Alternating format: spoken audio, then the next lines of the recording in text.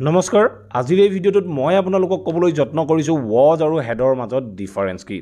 এটা সৰু টপিক মই আপোনালোকক 4-5টা এক্সাম্পলৰ সহায়ত সম্পূৰ্ণ কনসেপ্টটো কৈ দিবলৈ যত্ন কৰিছোঁ আৰু ভিডিঅ'টো যদি হেকলৈকে চাই আপোনালোকে ডেফিনেটলি ৱজ আৰু হেডৰ মাজত ডিফাৰেন্স কি তাৰ বিষয়ে সহজে বুজিব পাৰিব আপোনালোকে হয়তো নিশ্চয় জানে ৱজ মানেও আছিল বুজায় আৰু হেড মানেও আছিল বুজায় আমি কোনটো সিচুৱেশনত বা কোনটো কনটেক্সটত ৱজ ইউজ কৰিম আৰু কোনটো সিচুৱেশন বা কোনটো অৱস্থাৰ কাৰণে আমি হেড ব্যৱহাৰ কৰিব লাগে আমি একেটা বাক্যতে কিছুমান বাক্যত ৱজ ব্যৱহাৰ কৰিব পাৰো আৰু কিছুমান বাক্যত হেড ব্যৱহাৰ কৰিব পাৰো কিন্তু আমি যদি এটা বাক্যত ৱজ ব্যৱহাৰ কৰো আৰু অন্যটো বাক্যত হেড ব্যৱহাৰ কৰো বাক্যটোৰ মিনিংৰ মাজত ডিফাৰেন্স আহি পৰিব গতিকে এই ৱজ আৰু হেড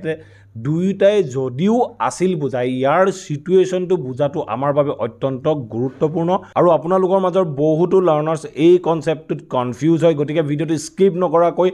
লাষ্ট এক্সাম্পলটোলৈকে চাওক আপোনালোকে ডেফিনেটলি অতি সহজে বুজিব পাৰিব আৰু এই কনসেপ্টটোৱে আপোনালোকক কেতিয়াও আৰু ভৱিষ্যতে অসুবিধাত নেপেলায় আৰু যদি আপোনালোকৰ মাজত কোনো লাৰ্নাৰ্সে অনলাইন মাধ্যমৰ জৰিয়তে মোৰ হৈতে ইংলিশ গ্ৰামাৰৰ লগতে স্পোকেন ইংলিশ কোনো নোট মুখস্থ নকৰাকৈ অতি সহজ পদ্ধতিৰে শিকিব বিচাৰে তেতিয়াহলে স্ক্ৰিনত ওলাই থকা নাম্বাৰটোত আপোনালোকৰ নাম আৰু এড্ৰেছ হোৱাটসএপ কৰিব পাৰে আৰু আবেলি 4 বজাত ক্লাস 8 পৰা ক্লাস 12 লৈকে এটা গ্ৰামাৰ ক্লাস স্টাৰ্ট হ'ব গৈ আছে এই ক্লাসটোৰ ডিউৰেচন হ'ব মাত্ৰ 5 মাহ 5 মাহত মই আপোনালোকক কোনো নোট মুখস্থ নকৰাকৈ কেনেদৰে আমি ইংলিশ গ্ৰামাৰৰ বিষয়ে শিকিব পাৰো আৰু বিভিন্ন কুৱেশ্যন আমি কেনেদৰে অতি সহজে সলভ কৰিব পাৰো সো আপোনালোকে দেৰি নকৰিব আজি এই নম্বৰটোত যোগাযোগ কৰক সো আহক এতিয়া ভিডিঅটো আৰম্ভ কৰো ইতিমধ্যে মই আপোনালোকক কৈ আহিলো যে ৱজ আৰু হেড যেতিয়া আমি বাক্যত ব্যৱহাৰ কৰো ই অৰ্থ প্ৰকাশ কৰে আছিল কিন্তু এই ৱজ আৰু হেড ব্যৱহাৰ কৰা সিচুৱেশন দুইটা বেলেগ বেলেগ হয় আমি ৱজ কেতিয়া ব্যৱহাৰ কৰো আৰু হেড কেতিয়া ব্যৱহাৰ কৰো তাৰ বিষয়ে আমি প্ৰথম জানিব লাগিব আমি ৱজ ব্যৱহাৰ কৰো যেতিয়া আমি ষ্টেট অফ বিইঙৰ বাক্যৰ বিষয়ে ক'বলৈ যাওঁ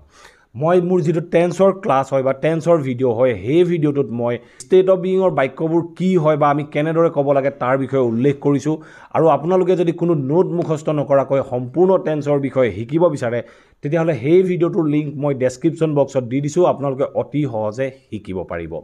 সো আমি এতিয়া গম পালো যে ৱজ আমি কেতিয়া ব্যৱহাৰ কৰো যেতিয়া আমি কোনো এটা ষ্টেট অফ বিইঙৰ বাক্যৰ কথা ক'বলৈ যাওঁ এতিয়া আমি জানিব লাগিব ষ্টেট অফ বিইং মানে কি ষ্টেট অফ বিইং মানে হল যি কোনো বস্তু কোনো ব্যক্তিৰ যেতিয়া আমি অৱস্থাৰ কথা কওঁ যেতিয়া কোনো এটা লোকেশনৰ কথা কওঁ তেনেকুৱা ক্ষেত্ৰত আমি ষ্টেট অফ বিইঙৰ বাক্য ব্যৱহাৰ কৰিব লাগে এতিয়া আমি জানিব লাগিব হেড আমি কেনেকুৱা ক্ষেত্ৰত ব্যৱহাৰ কৰো হেড আমি ব্যৱহাৰ কৰো ষ্টেট অফ পজিশনৰ কাৰণে ষ্টেট অফ পজিশনৰ বিষয়েও মই টেন্সৰ ক্লাসটোত উল্লেখ কৰিছো ষ্টেট অফ পজিশন মানে হল আপোনাৰ ওচৰত যদি কিবা এটা আছে আপোনাৰ ওচৰত এখন সাইকেল আছে আপোনাৰ ওচৰত এটা কুকুৰ আছে যি আছে তাৰ বিষয়ে যেতিয়া ক'ব বিচাৰিব তেনেকুৱা ক্ষেত্ৰত আমি ষ্টেট অফ পজিশনৰ বাক্য ব্যৱহাৰ কৰিব লাগে এই ৱজ আৰু হেড আমি ষ্টেট অফ বিইং আৰু ষ্টেট অফ পজিশনত ব্যৱহাৰ কৰো যেতিয়া আমি বাক্যটো পাষ্টত ক'ব লগা হয় তেনেকুৱা ক্ষেত্ৰতে আমি ৱজ আৰু হেড ব্যৱহাৰ কৰো এতিয়া আপোনালোকে কনসেপ্টটো হয়তো নিশ্চয় বুজিব পাৰিলে আমি এই বাক্যবোৰত ৱজ আৰু হেড কেনেদৰে ব্যৱহাৰ কৰিম 4-5টা এক্সাম্পলৰ সহায়ত বুজিবলৈ যত্ন কৰো আপোনালোকে এই এক্সাম্পল কেটা হেকলৈকে চাওক আৰু হেকত যেটো এক্সাম্পল আছে এই এক্সাম্পলটোৰ সহায়ত আপোনালোকে কনসেপ্টটো অতি সহজে বুজিব পাৰিব সো এটা ফার্স্ট এটা এক্সাম্পল লওক ফার্স্ট এক্সাম্পল কি কৈছে the pen was on the table the pen was on the table এই বাক্যটো কি ক'লে the pen was কলমটো আছিল কোট আছিল on the table কলমটো টেবুলখনত আছিল বা টেবুলখনৰ ওপৰত আছিল এনে ধৰণে কওঁতে আমি কলমটোৰ অৱস্থাৰ বিষয়ে ক'লো কলমটোৰ অৱস্থা কলমটোৰ যেটো ষ্টেট অফ বিইং আছিল পাষ্টৰ ষ্টেট অফ বিইং আছিল তাৰ বিষয়ে কওঁতে আমি বাক্যটো ক'লো the pen was on the table কলমটো টেবুলখনত আছিল বা টেবুলখনৰ ওপৰত আছিল এইতে চাওক ঠিক তেনে ধৰণে নেক্সট এটা যদি মই বাক্য কওঁ I had a pen in my pocket এই বাক্যটো চাওক কি ক'লে I had a pen in my pocket মোৰ পকেটত এটা কলম আছিল মোৰ পকেটত এটা কলম আছিল আৰু কলমটো টেবুলত আছিল দুয়োটা বাক্যই আছিল বুজাইছে আমি এনে ধৰণে যদি অসমীয়া অৰ্থৰ মতে বাক্যটো চাবলৈ যাওঁ তেনেকুৱা ক্ষেত্ৰত আমি বাক্যটো যদি ট্ৰান্সলেট কৰি দিওঁ বাক্যটো আমাৰ বাবে ভুল হৈ পৰিব সো আমি যেতিয়া ইংৰাজী শিকিবলৈ যাওঁ তেনেকুৱা ক্ষেত্ৰত আমি সিচুৱেশ্যন বা যিটো কনটেক্সট হয় সিচুৱেশ্যন বা কনটেক্সটটো আমি বুজি পাব লাগিব সো প্ৰথম বাক্যটো কি ক'লে the pen was on the table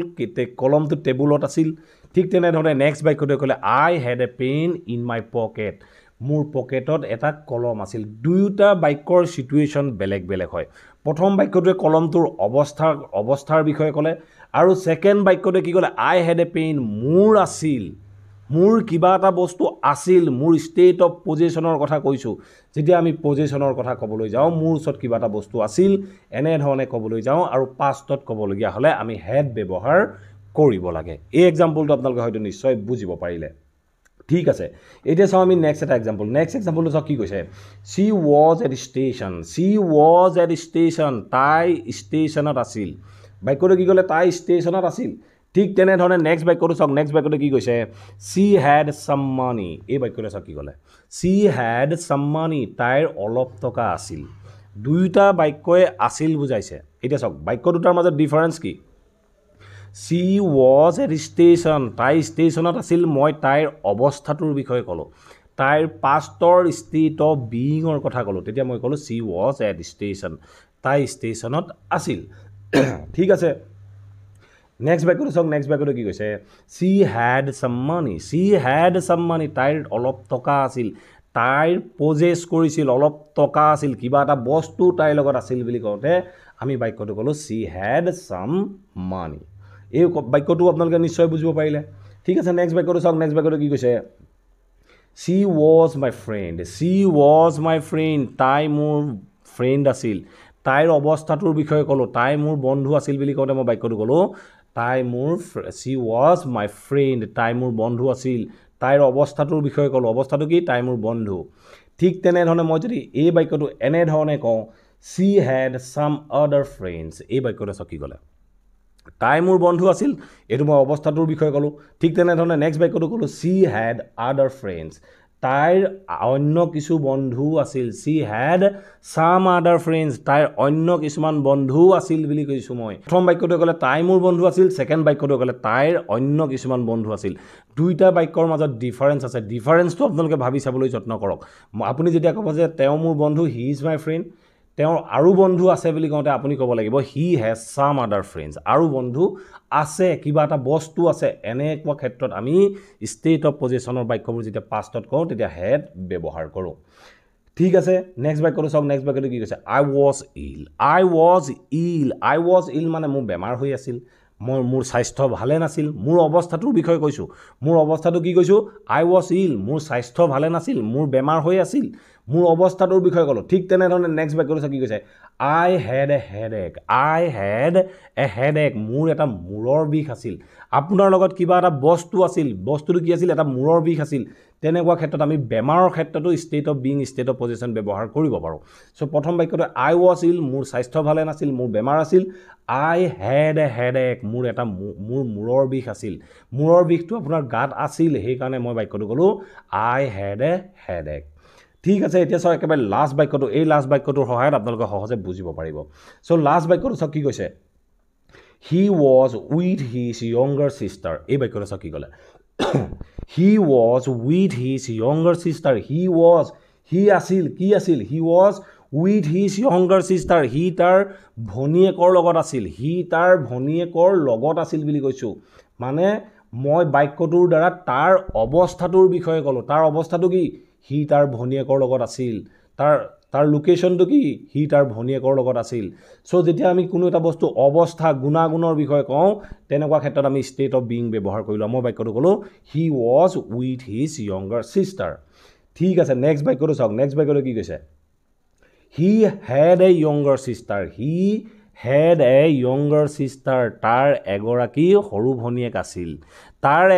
সৰু ভনীয়েক আছিল বুলি কওঁতে তাৰ কিবা এটা বস্তু আছিল কোনোবা এজন ব্যক্তি আছিল এনেধৰণে কৈছোঁ চ' এনেধৰণে ক'বলৈ যাওঁতে আছিল বুলি কৈছোঁ তেতিয়া মই বাক্যটো ক'লোঁ হি হেড এ য়ংগাৰ ছিষ্টাৰ তাৰ এজনী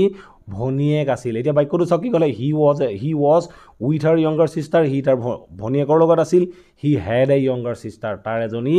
ভনীয়েক আছিল দুইটা বাক্যৰ মাজত চিটুৱেশ্যন বা কণ্টেক্সৰ ডিফাৰেঞ্চ আছে এই কণ্টেক্স বা এই চিটুৱেশ্যনটোৰ ডিফাৰেঞ্চ বুজিবলৈ যত্ন কৰক আপোনালোকে যেতিয়া কোনো বস্তু বা কোনো ব্যক্তিৰ ষ্টেট অফ বিইঙৰ কথা ক'বলৈ যাব একৰ্ডিং টু দ্য টেন্স আপোনালোকে এম ইজ আৰু ৱাজ ৱেৰ ইউজ বাক্যটোত কৰিব লাগে ঠিক তেনেধৰণে যদি আপুনি কিবা এটা বস্তু আছিল কুকুৰ আছিল মেকুৰী আছিল চাইকেল আছিল ঘৰ আছিল এনেধৰণে ক'বলৈ যায় টেন্স অনুসৰি আপোনালোকে হেভ হেজ হেড ব্যৱহাৰ